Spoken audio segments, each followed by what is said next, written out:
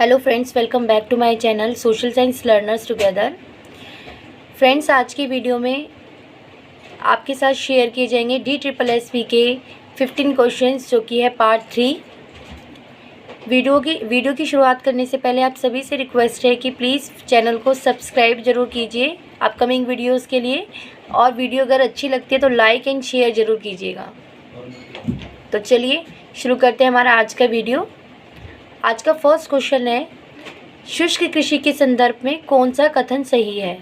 यानी कि यहाँ पर शुष्क कृषि के बारे में कुछ पॉइंट्स आपको दिए हुए हैं और उसमें से आपको बताना है कि कौन सा सही है। पहला, 100 सेंटीमीटर से कम वर्षा वाले क्षेत्रों में फसल की खेती। दूसरा, इस खेती में मक्का और बाजरा जैसे अनाज उगाए जाते हैं। थर्ड, शुष्क कृषि क्षेत्र मृदा अपरदन के प्रति अत्यधिक संवेदनशील होते हैं। तो फ्रेंड्स, यहाँ पर शुष्क कृषि से रिलेटेड तीनों ही पॉइंट्स करेक्ट हैं। यहाँ पर 100 सेंटीमीटर से कम वर्षा वाले क्षेत्रों में फसल की खेती होती है। दूसरा, इस खेती में मक्का और बाजरा जैसे अनाज उगाए जाते हैं। तीसरा, मृदा अपरदन के प्रति अत्यधिक संवेदनशील होते हैं। फ्रेंड्स, मैं आपको बता दूं कि जितने भी क्वेश्चंस हैं मेल शिफ्ट 3 6 सितंबर 2021 से लिए गए हैं। क्वेश्चन नंबर 2, मानव विकास सूचकांक मीन्स ह्यूमन डेवलपमेंट इंडेक्स मानव विकास के 3 बुनियादी घटकों का एक सम्मिश्रण है। कौन सा घटक नहीं है? पहला, जीवन स्तर। दूसरा, ज्ञान। तो ये दोनों ही गलत हैं, क्योंकि जो मानव विकास सूचकांक होता है उसके जो 3 बुनियादी घटक होते हैं वो इस प्रकार से होते हैं।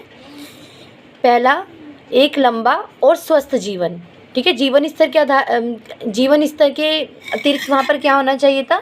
एक लंबा और स्वस्थ जीवन। दूसरा, ज्ञान की जगह क्या होना चाहिए था? ज्ञान तक पहुँच। और तीसरा, एक सभ्य जीवन स्तर। क्वेश्चन 3, निम्नलिखित में से कौन सा दर्रा उत्तराखंड को तिब्बत से जोड़ता है? फर्स्ट, मुल्लिंगला दर्रा। सेकंड, मंगशाधुर्रा दर्रा। और थर्ड, लिपुलेख दर्रा। तो फ्रेंड्स, ये तीनों ही दर्रे उत्तराखंड को तिब्बत से जोड़ते हैं। मुल्लिंगला दर्रा, मंगशाधुर्रा दर्रा और लिपुलेख दर्रा। अगर डिटेल से बात करूं तो जो मुल्लिंगला दर्रा होता है वो वृहत हिमालय पर स्थित होता है। दूसरा, सर्दी के मौसम में मुल्लिंगला दर्रा को बंद कर दिया जाता है।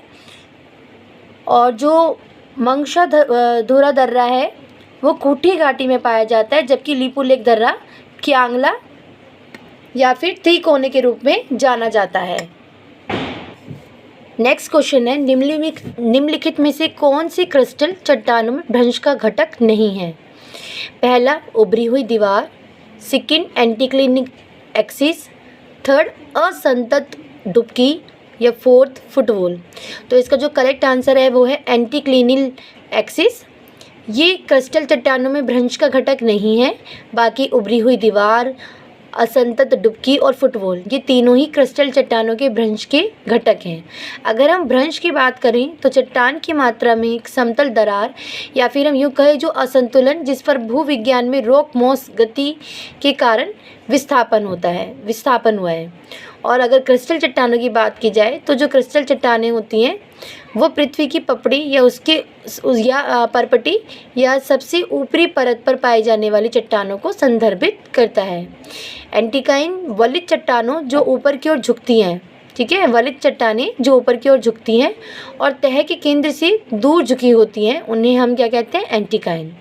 इनके ढलान पर बनने वाली काल्पनिक रेखा को एंटीक्लिनिक एक्सिस कहा जाता है। बात करते हैं नेक्स्ट क्वेश्चन की। कौन सा पैमाना भूकंप की तीव्रता तथा गंभीरता को निर्धारित करने के लिए इस्तेमाल होता है?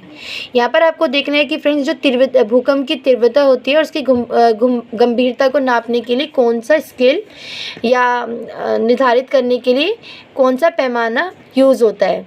तो इसका करेक्ट आंसर है मर्कली स्केल, जो भूकंप की स्थानीय ताकत को मापने के लिए 12 बिंदु पैमाना है।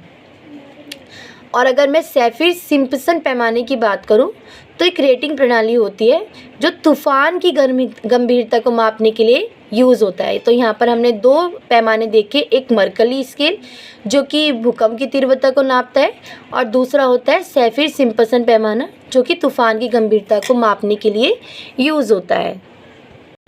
नेक्स्ट क्वेश्चन है, समाज के उदारवादी दृष्टिकोण के जनक कौन थे? इसका करेक्ट आंसर है जॉन लॉक। जॉन लॉक समाज के उदारवादी दृष्टिकोण के जनक थे।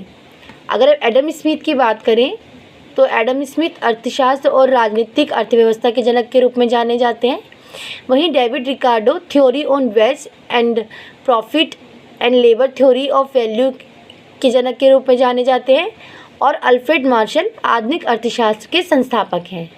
हमारा नेक्स्ट क्वेश्चन है, बोल्शेविक सरकार ने मार्च 1918 मीन्स 1918 में किसके साथ ब्रेस्ट लिटोवस्क की संधि पर हस्ताक्षर किए थे और युद्ध से बाहर हो गए थे?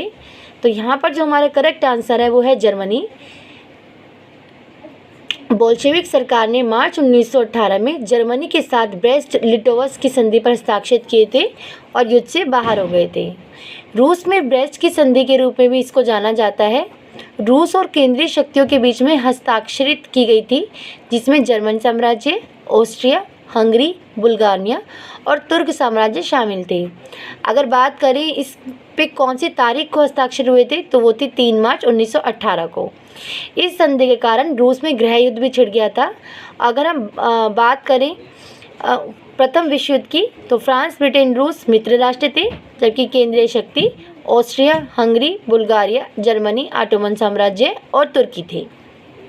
निम्नलिखित में से कौन सी आग्नेय चट्टानें शतरंज के आकार की हैं? करेक्ट आंसर है लेकोलिथस। आग्नेय चट्टानें प्राथमिक चट्टान भी कही जाती हैं। मैग्मा और लावा से बनी होती है। मैग्मा के जमने से आग्नेय चट्टानों का निर्माण होता है। आग्नेय चट्टानों के एग्जाम्पल हैं ग्रेनाइट, ग्रेब्रो और बेसाल्ट। लेकोलिथ की बात करें तो लेकोलिथ शब्द का सबसे पहले जो यूज़ किया था वो ग्रोव कार्ल्स गिलबर्ट ने 1875 में किया था और हेनरी माउंटेन ऊटा लेकोलिथ के प्रसिद्ध एग्जाम्पल हैं।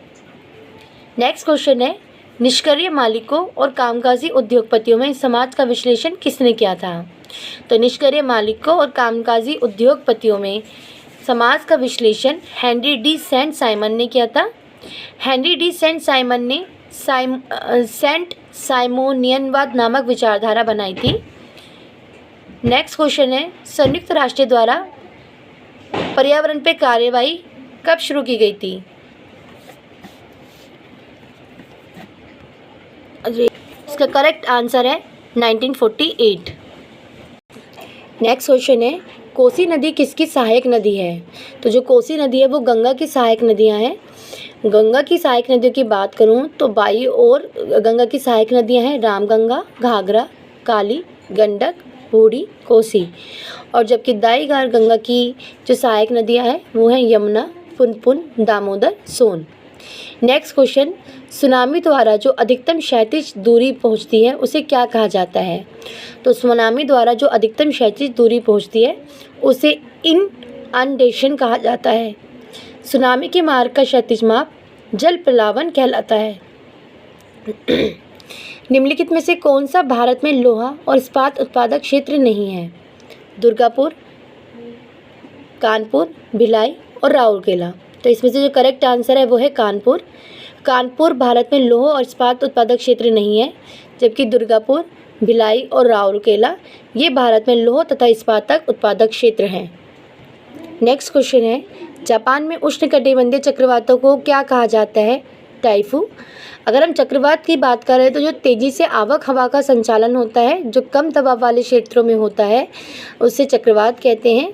चीन सागर और प्रशांत महासागर में आने वाले चक्रवातों को टाइफून कहा जाता है। कैरिबियन सागर और अटलांटिक महासागर में तथा पश्चिम भारतीय द्वीप में चक्रवातों को हरिकेन, फिलीपींस में बगुइओ कहा जाता है। नेक्स्ट क्वेश्चन है, समाज के उदारवादी दृष्टिकोण के जनक कौन थे?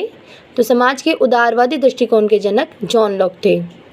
फ्रेंड्स, यहाँ पर आज हमारे DSSB के 15 क्वेश्चन जो कि प्रीवियस ईयर के हैं वो डिस्कस किए जा चुके हैं। अगर आपको वीडियो अच्छा लगा हो तो लाइक शेयर करना मत भूलिएगा। चैनल पर नए हैं तो सब्सक्राइब करना बिल्कुल भी मत भूलिएगा।